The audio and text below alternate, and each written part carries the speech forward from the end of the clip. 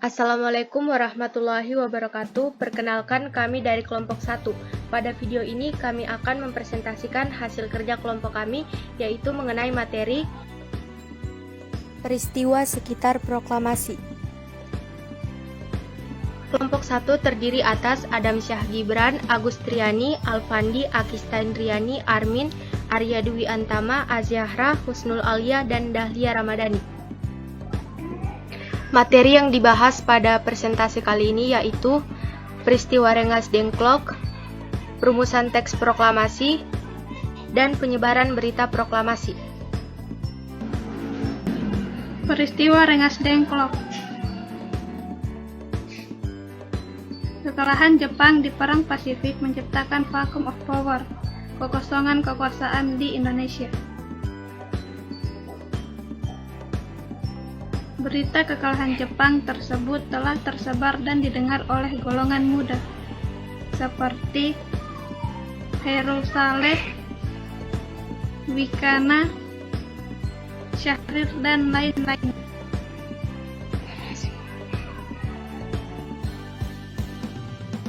Ketika Soekarno, Hatta, dan Rajiman tiba di Jakarta yang sebelumnya mereka berada di Dalat, Vietnam pada 14 Agustus 1945, mereka langsung didesak oleh golongan muda untuk melaksanakan proklamasi.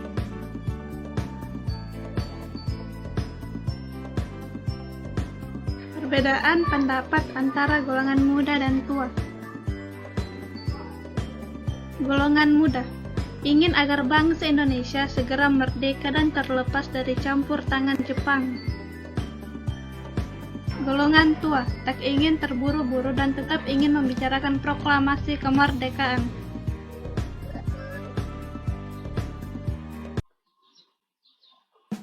Soekarno menolak keinginan golongan muda. Akhirnya golongan muda membawa Soekarno dan Hatta ke Rengas Dengklok.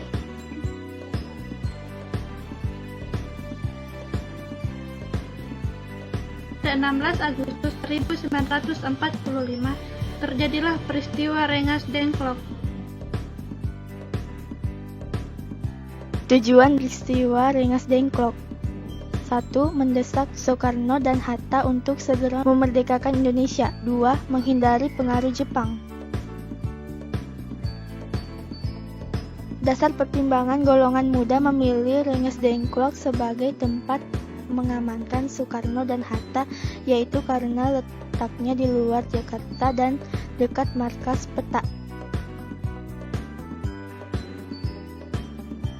Rumah yang ditempati Soekarno dan Hatta di Rengas Dengklok adalah milik orang Tionghoa bernama Dijau Kie Siong.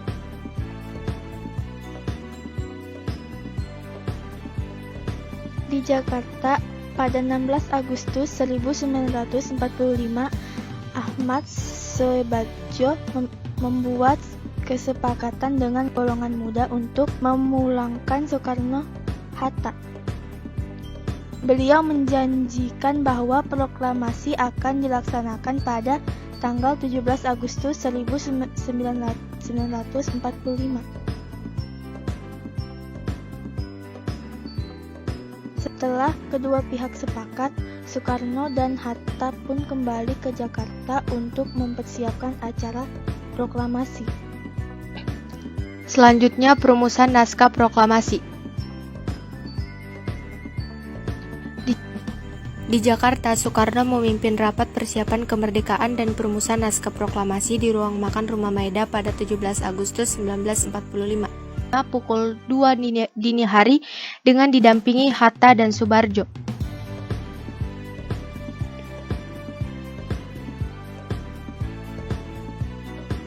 Rancangan teks proklamasi yang ada disetujui oleh para pemuda, barulah diketik oleh Sayuti Melik.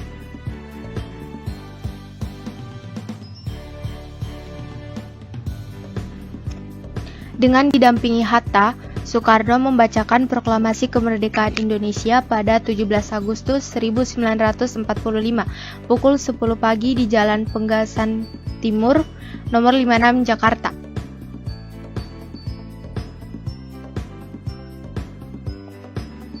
Selanjutnya, penyebaran berita proklamasi dilakukan melalui radio seperti Radio Hosokyoku dan Domei, telegraf, dan koran seperti Asia Raya dan Cahaya.